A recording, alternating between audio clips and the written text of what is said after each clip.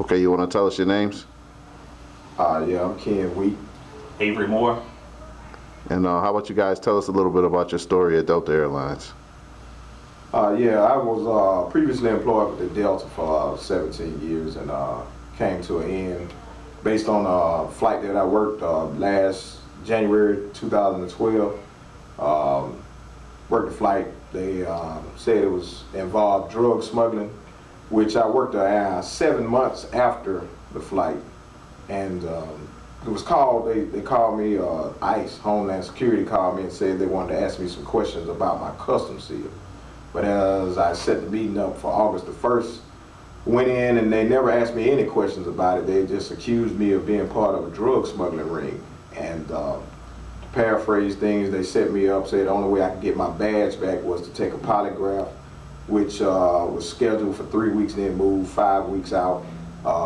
Went through that, took the polygraph. They said I failed, never showed me a graph of anything, which in turn led me to have to appeal my job at Delta. Delta stood firm and denied my appeal, not once but twice, and never really showed support as far as getting to my side of the story. And we received the synopsis of the polygraph, which is full of, 2 different case numbers, wrong names, misspelling of my name, just a lot of information that's wrong. And we just trying to tell the story to get it out there about, the problem we have with Delta Airlines as far as being loyal to their employees. Not once did they really come to our aid and explain the appeal process, the termination process, give us options for keeping our job. They just terminated us and, like I say, denied us twice. And what we're standing up for is just to get the story out as far as why the employees need representation and a backbone, to where when the job come up or anything, we feel that we were set up and with no recourse. And that's why we're coming to, try and fight for the union push just for the rest of the employees that are still out there working that may be blind to the tactics used by Delta. Brother Avery, anything you want to add to that? Yes, I also was a former employee of Delta Airlines. On January 13, 2012, I was also working on Flight 364 from Mexico. Said it had drugs on it, which I didn't have any a part of it. And I also worked 9 months afterwards, and I was finally terminated on 9/11/2012. Well, I got a question for you guys. Delta has always been very family orientated as a company. Did any of your family members and management or did anybody come to you guys aid in your quest to get your jobs? No, it's been, at this point, it's 11 months after all this happened. And like I explained to the lady when I was talking to her about the appeal, I never had opportunity to clean my lockout. They treated me like a criminal. I still have personal belongings in my locker.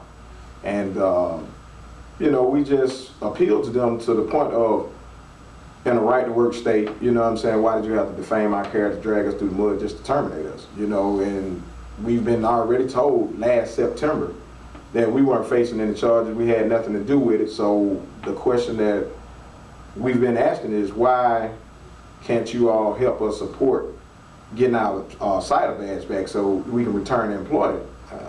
All they tell us is you had your one appeal and we're done. Your badge is been revoked, and that's all we can do. Case closed. And another thing, we also called our former supervisor, Carlos Springer, and it's a crime to call him. He's our supervisor.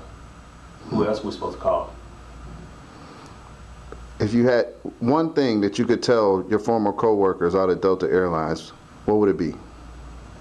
I think, just to, like I always say, you got to know both sides of a personal thing to really just form an opinion.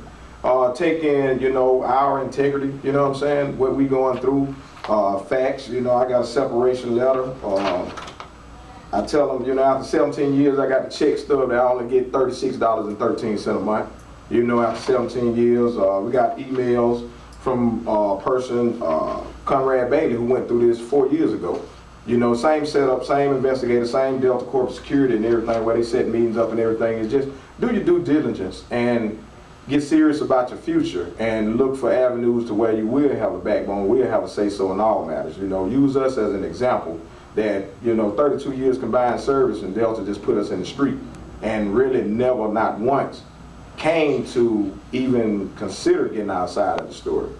And that's all we tell them, to just, you know, get serious about what's going on, be aware, weigh the options, you know, and do your due diligence on the union vote, the consequences of having a union, consequences of not having a union, and base it on your history with Delta.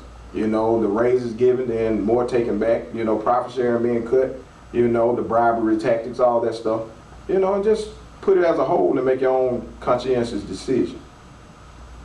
Oh, so I have a polygraph test where I have polygraph test, which Ken Week name is on my polygraph test, and I also have the wrong date on my polygraph test. 9/5/2012. I was still at Delta Airlines. I was terminated on 9/11/2012. And one thing to state on that, we reached out to, you know, Richard Anderson, Greg Kennedy, Melissa Seepins, a lot of management and Delta appeal. We presented all this to them. And instead of them taking it and doing what's right about it, they devised a strategy to change their whole story.